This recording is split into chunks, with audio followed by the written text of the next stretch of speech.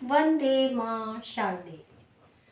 कल तक आपने सीखा षष्ठी विभक्ति। षष्ठी विभक्ति यानी संबंध कारक। जिनका था उसका का, की, के। और आज हम सिखाने जा रहे हैं आपको सप्तमी विभक्ति अधिकरण कारक। जिन क्या है इसका में, पे, पर।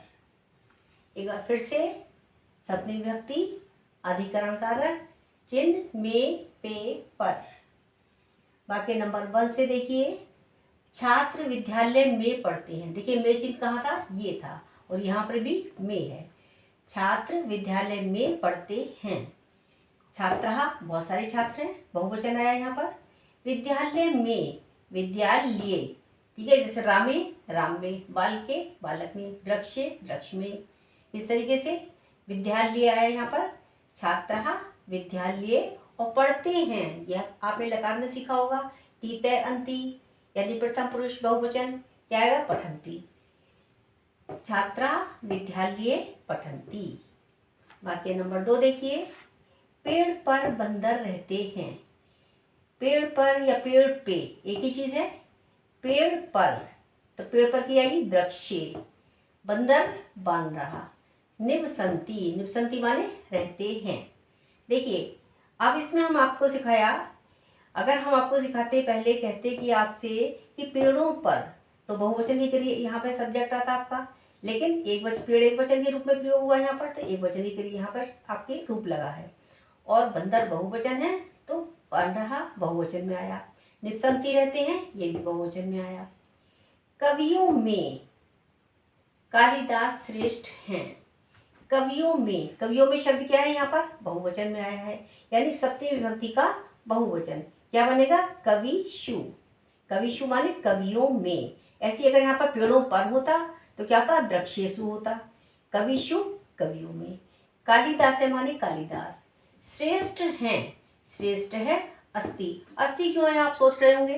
देखिए देखने में आपको बहुवचन लग रहा है, लेकिन हम किसी भी महापुरुष के लिए, किसी भी महान व्यक्ति के लिए या किसी भी आपके सामान्य व्यक्ति के लिए हम है शब्द का ही प्रयोग करेंगे। ये तो नहीं कहेंगे कवियों में कालिदास श्रेष्ठ है नहीं कहेंगे ना। लेकिन क्रिया किसकी लगेगी यहाँ पर, एक वचन की। कवियों में, क्योंकि हमारे जो कालिदास है यहाँ पर वो काय में एक वचन में आए हैं।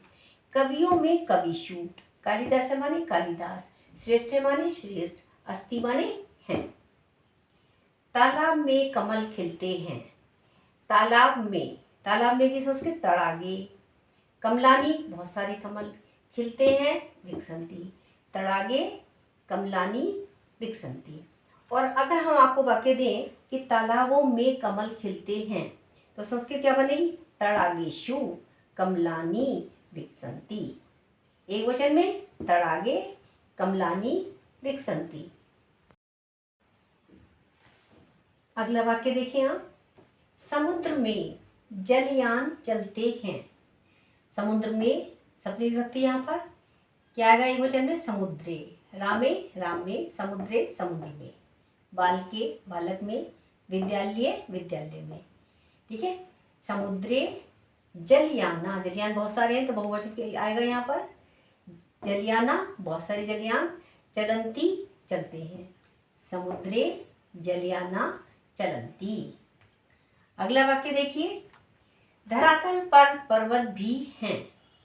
धरातल पर यहाँ सप्तमी विभक्ति है। धरातले माने धरातल पर, पर्वता माने पर्वत। पर्वत बहुत सारे हैं, बहुवचन में आया है। जलियाना बहुवचन में आया है, पर्वता बहुवचन में आया है। धरातले पर्वतः अपि, अपि माने भी, और संति माने हैं। देखिए अभी कुछ वाक्यों के बीच में अव्यय शब्द आ गए हैं। देखिए उनका ज्ञान हम आपको बाद में कराएंगे। ये सब आपके लिए सुपर टेट वगैरह की तैयारी के लिए, और आगे भी जो आप संस्कृत पढ़ेंगे उसमें बहुत काम आएगा। और हाई स्कूल के विद्यार्थियों के लिए तो विशेष रूप से। और अधिकांश अनुवाद हमने जो है संस्कृत परिचायिका से लिया है, जो आपकी एक बुक छोटी सी लगी होती है, अब किताब के पीछे ही दे रखी होती है, अलग से बुक नहीं लगाते हैं। लेकिन हाई स्कूल का भी अनुवाद इसी में कराया है। हाई स्कूल के विद्यार्थी विशेष रूप से ध्यान से देखें।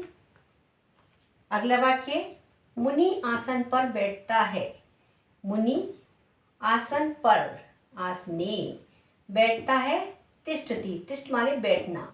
देखिए जैसे गम धातु है, गम माने जाना। हमने आपको सिखाया था गम का गम कहाँ रहता है, लिट लकार भविष्य काल में रहता है।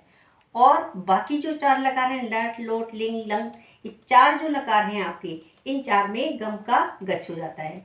ऐसे ही तिष्ठ जो है यही रहता है, और स्था माने बैठना होता है। वैसे स्थास्यति हो जाता है कहाँ पर, लिट लकार भविष्य काल में। पात्र में जल है, अगला वाक्य में क्या है आपका, पात्र में जल है। पात्र में की संस्कृत पात्रे, जल की संस्कृत जलम, अस्ति माने है। पात्र में जल है, पात्रे जलम अस्ति। अगला वाक्य देखिए, सुमित्रा घर में नहीं है। सुमित्रा की संस्कृत सुमित्रा, ग्रहे माने घर में, न माने नहीं, अस्ति माने है। सुमित्रा ग्रहे न अस्ति, सुमित्रा घर में नहीं है, अर्थात सुमित्रा घर में की संस्कृत ग्रहे, न माने नहीं और अस्ति माने है। देखिए आज आपका सप्तमी विभक्ति अधिकरण यानी जिसके चिन्ह हैं मे, पे, पर, आज ये यहीं पर समाप्त होता है। कल हम आपके लिए लेकर आएंगे संबोधन, और अब फिर से लेंगे आपके ये जो 7 कारक हमने आपको सिखाए हैं, इन सबके मिले जुले वाक्य, जिसमें अधिकांश एक वचन और बहुवचन होंगे। धन्यवाद, नमस्कार, कल फिर मिलते हैं।